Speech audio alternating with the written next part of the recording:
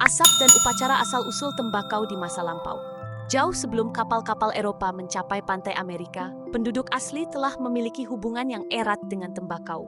Selama ribuan tahun, tembakau telah menjadi bagian dari budaya mereka, memainkan peran penting dalam ritual, upacara, dan kehidupan sehari-hari.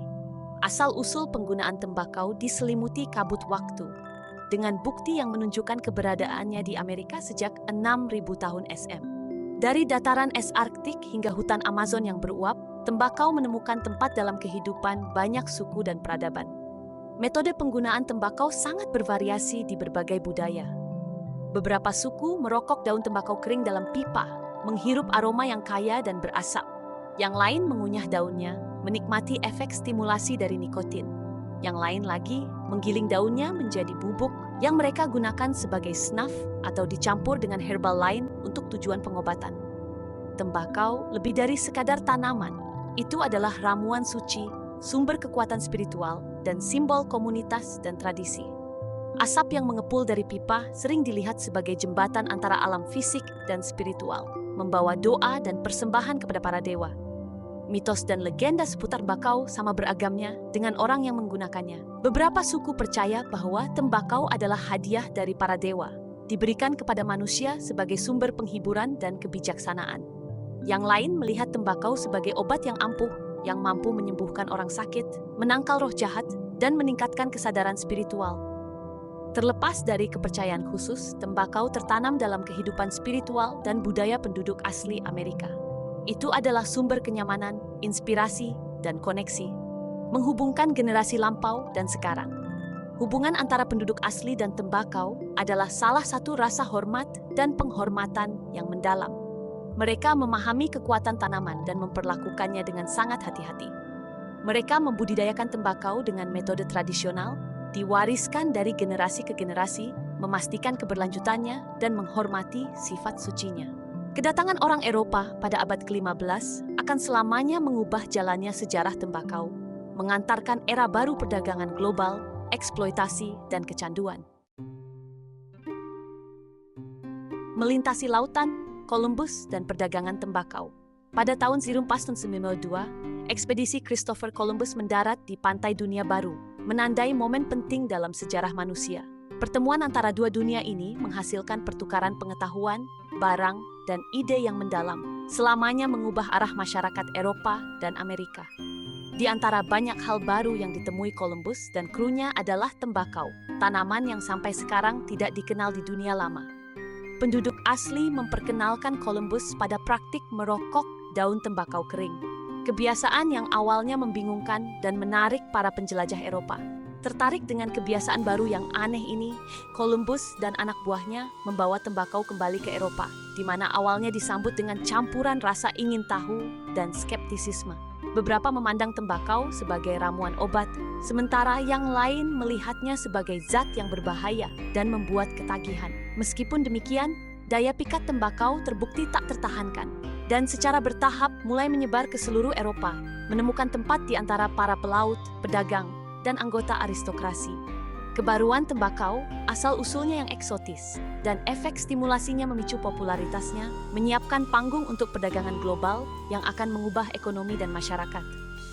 Permintaan tembakau di Eropa tumbuh pesat, menciptakan pasar baru yang menguntungkan bagi koloni Amerika yang sedang berkembang.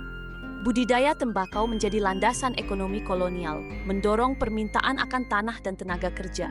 Perkebunan yang luas didirikan di seluruh Amerika sangat bergantung pada kerja paksa budak Afrika. Perdagangan tembakau menjadi mesin utama perdagangan budak transatlantik, memicu sistem eksploitasi dan penindasan brutal yang akan meninggalkan bekas luka yang tak terhapuskan dalam sejarah manusia. Kebangkitan tembakau sebagai komoditas global memiliki implikasi yang mendalam bagi dunia. Itu membentuk kembali praktik pertanian, memacu pertumbuhan ekonomi, dan memicu perluasan kerajaan Eropa.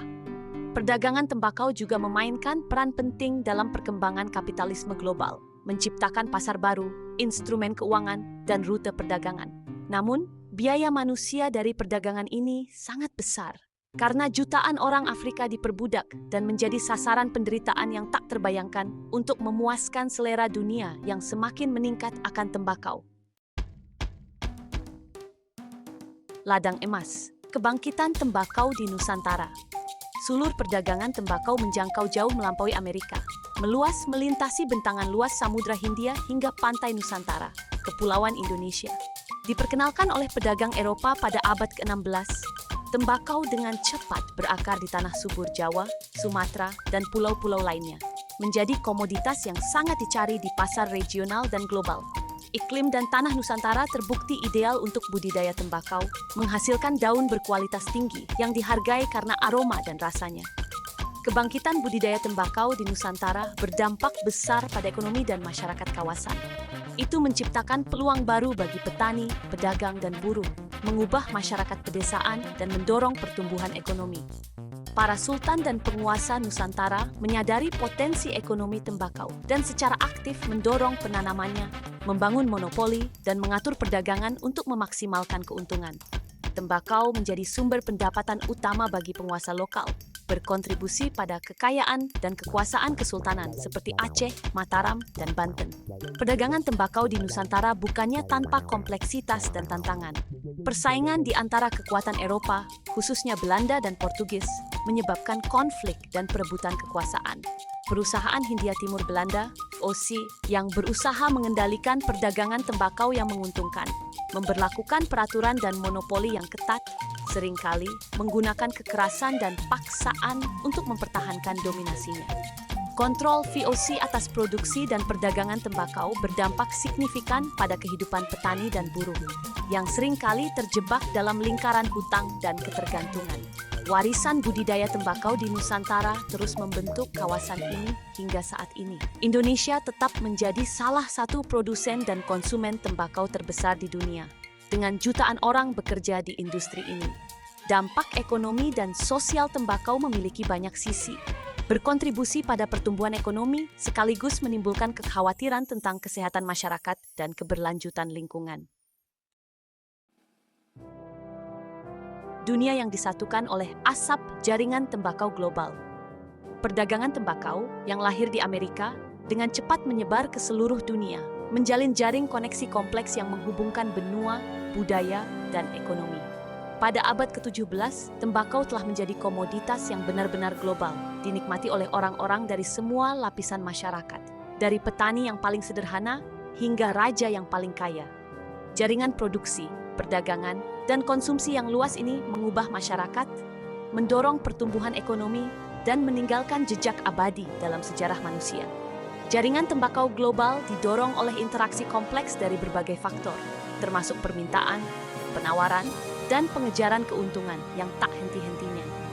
Kekuatan Eropa yang ingin mengeksploitasi perdagangan tembakau yang menguntungkan, mendirikan koloni dan pos perdagangan di seluruh dunia, mengamankan akses ke tanah subur dan tenaga kerja murah. Permintaan tembakau di Eropa, Asia, dan Afrika memicu perluasan perkebunan di Amerika, mendorong migrasi paksa jutaan orang Afrika melalui perdagangan budak transatlantik. Perdagangan tembakau berdampak besar pada perkembangan kapitalisme global. Itu menciptakan pasar baru, instrumen keuangan, dan rute perdagangan, menghubungkan penjuru dunia yang jauh dan memfasilitasi aliran barang, modal, dan ide. Perdagangan tembakau juga memainkan peran penting dalam kebangkitan perusahaan perdagangan yang kuat, seperti perusahaan Hindia Timur Belanda dan perusahaan Hindia Timur Britania, yang mengumpulkan kekayaan besar dan memegang pengaruh politik yang signifikan. Jaringan tembakau global, sementara menghasilkan kekayaan yang sangat besar dan mengubah ekonomi, juga datang dengan biaya manusia yang besar. Jutaan orang Afrika diperbudak dan menjadi sasaran kondisi brutal di perkebunan tembakau, menanggung penderitaan yang tak terbayangkan untuk memuaskan selera dunia yang tak terpuaskan akan tembakau. Perdagangan tembakau juga berdampak buruk pada penduduk asli di Amerika yang tergusur dari tanah mereka, dieksploitasi untuk tenaga kerja mereka, dan dihancurkan oleh penyakit yang dibawa oleh penjajah Eropa. Saat perkebunan tembakau berkembang di seluruh dunia, wabah misterius mulai menyerang tanaman berharga tersebut. Para petani memperhatikan pola aneh yang muncul di daun tanaman tembakau mereka. Mosaik bercak-bercak yang berubah warna, pertumbuhan yang terhambat, dan daun yang layu. Penyakit misterius ini, yang dikenal sebagai penyakit mosaik tembakau, menyebar dengan cepat, mengancam mata pencaharian petani dan keuntungan para pedagang. Penyebab penyakit ini tetap menjadi misteri, membingungkan para ilmuwan dan petani yang berjuang untuk memahami sifat musuh tak terlihat ini. Pencarian penyebab penyakit mosaik tembakau menandai titik balik dalam sejarah sains. Pada akhir abad ke-19, para ilmuwan mulai menduga bahwa penyakit tersebut mungkin disebabkan oleh organisme mikroskopis, terlalu kecil untuk dilihat dengan mata telanjang. Ini adalah ide radikal pada saat itu, karena teori kuman penyakit masih dalam masa pertumbuhannya. Kepercayaan yang berlaku adalah bahwa penyakit disebabkan oleh ketidakseimbangan dalam humor tubuh atau oleh udara buruk. Pada tahun 1986, Adolf Meyer, seorang ahli kimia Jerman, melakukan eksperimen inovatif yang menjelaskan sifat infeksi penyakit mosaik tembakau. Meyer menunjukkan bahwa getah yang diekstraksi dari tanaman yang terinfeksi dapat menularkan penyakit tersebut ke tanaman yang sehat, menunjukkan bahwa agen penular bertanggung jawab. Namun, Meyer tidak dapat mengisolasi agen penyebab, meninggalkan misteri itu tidak terpecahkan. Bagian 6. Terobosan Beijering, Fajar Virologi. Pencarian untuk mengungkap misteri penyakit mosaik tembakau mencapai momen penting pada tahun 1898, ketika seorang ahli mikrobiologi Belanda bernama Martinus Beijering membuat penemuan inovatif yang akan merevolusi pemahaman kita tentang penyakit menular. Berdasarkan karya Meyer, Beijering melakukan serangkaian eksperimen cerdik yang membuatnya menyimpulkan bahwa agen penyebab penyakit mosaik tembakau bukanlah bakteri, tetapi sesuatu yang sama sekali baru, cairan hidup menular yang ia sebut virus. Eksperimennya elegan dalam kesederhanaannya dan mendalam dalam implikasinya. Dia melewatkan getah dari tanaman tembakau yang terinfeksi melalui serangkaian filter yang cukup halus untuk menghilangkan bahkan bakteri terkecil sekalipun. Yang mengejutkannya, getah yang disaring tetap menular, menunjukkan bahwa agen penyebabnya lebih kecil dari bakteri yang diketahui. Beijering menyimpulkan bahwa agen infeksi ini pastilah jenis patogen baru, berbeda dari bakteri, jamur, atau mikroorganisme lain yang diketahui. Penemuannya tentang virus mosaik tembakau menandai lahirnya virologi, studi tentang virus. Karyanya menantang dogma ilmiah yang berlaku dan membuka dunia baru kehidupan mikroskopis, mengungkapkan keberadaan agen infeksi yang jauh lebih kecil dan lebih sederhana daripada yang diketahui sebelumnya. Penemuan virus berdampak besar pada pengobatan, pertanian, dan pemahaman kita tentang dunia alami. Bagian 7. Warisan inovasi dari tembakau ke ilmu pengetahuan modern. Kisah penyakit mosaik tembakau dan penemuan virus adalah bukti keterkaitan sains, pertanian, dan rasa ingin tahu manusia. Apa yang dimulai sebagai ancaman terhadap tanaman yang berharga menyebabkan terobosan ilmiah yang merevolusi pemahaman kita tentang dunia mikroba. Studi tentang virus mosaik tembakau meletakkan dasar bagi virologi modern, membuka jalan bagi pengembangan vaksin, obat antivirus, dan alat diagnostik yang telah menyelamatkan banyak nyawa. Teknik dan prinsip yang dikembangkan untuk mempelajari virus mosaik tembakau dengan cepat diterapkan pada penyakit virus lainnya, yang mengarah pada identifikasi dan karakterisasi banyak virus yang memengaruhi manusia, hewan, dan tumbuhan.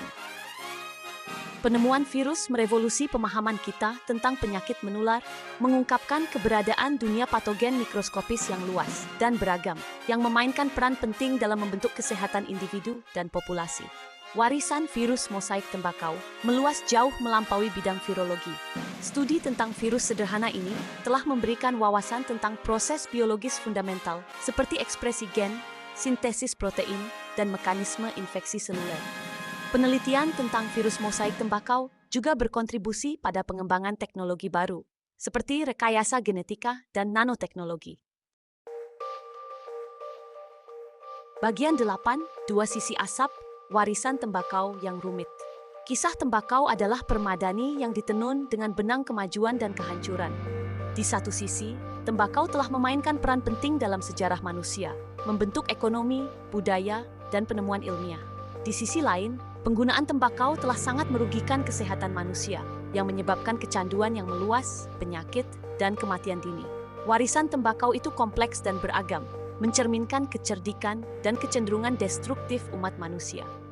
Dampak ekonomi tembakau tidak dapat disangkal. Selama berabad-abad, Budidaya tembakau telah menjadi sumber mata pencaharian bagi jutaan orang di seluruh dunia, mendukung masyarakat pertanian, memicu perdagangan, dan menghasilkan pendapatan pajak yang signifikan bagi pemerintah. Industri tembakau juga telah menjadi pendorong utama inovasi, mengembangkan teknologi baru, strategi pemasaran, dan proses manufaktur. Namun, biaya manusia dari penggunaan tembakau sama-sama tidak dapat disangkal. Merokok tembakau adalah penyebab utama kematian yang dapat dicegah di seluruh dunia. Bertanggung jawab atas jutaan kematian setiap tahun akibat penyakit seperti kanker paru-paru, penyakit jantung, stroke, dan penyakit paru obstruktif kronik. Konsekuensi kesehatan dari penggunaan tembakau meluas melampaui perokok, memengaruhi bukan perokok yang terpapar asap rokok, terutama anak. Bagian 9, sinyal asap dari masa lalu, dampak tembakau yang berkelanjutan. Kisah tembakau dari asal-usulnya di Amerika hingga jangkauan global dan warisan ilmiahnya menawarkan pelajaran berharga untuk masa kini dan masa depan. Itu mengingatkan kita tentang keterkaitan masyarakat manusia, kekuatan penyelidikan ilmiah, dan konsekuensi abadi dari pilihan kita. Sejarah tembakau berfungsi sebagai kisah peringatan, menyoroti pentingnya menyeimbangkan kepentingan ekonomi dengan masalah kesehatan masyarakat dan kebutuhan akan inovasi yang bertanggung jawab. Saat kita bergerak maju, penting untuk belajar dari masa lalu dan membuat keputusan yang tepat tentang peran tembakau di dunia kita. Kita harus terus berinvestasi dalam penelitian untuk memahami kompleksitas kecanduan tembakau dan untuk mengembangkan strategi yang efektif untuk pencegahan dan penghentian. Kita juga harus bekerja untuk mengurangi efek berbahaya dari penggunaan tembakau melalui kampanye kesehatan masyarakat, kebijakan pengendalian tembakau, dan dukungan bagi mereka yang ingin berhenti. Kisah tembakau masih jauh dari selesai. Itu terus berkembang saat kita bergulat dengan warisannya dan berusaha untuk menciptakan masa depan yang lebih sehat dan lebih berkelanjutan. Dengan memahami masa lalu, kita dapat menavigasi masa kini dengan lebih baik dan membentuk masa depan, di mana manfaat penemuan ilmiah dimanfaatkan untuk kebaikan semua.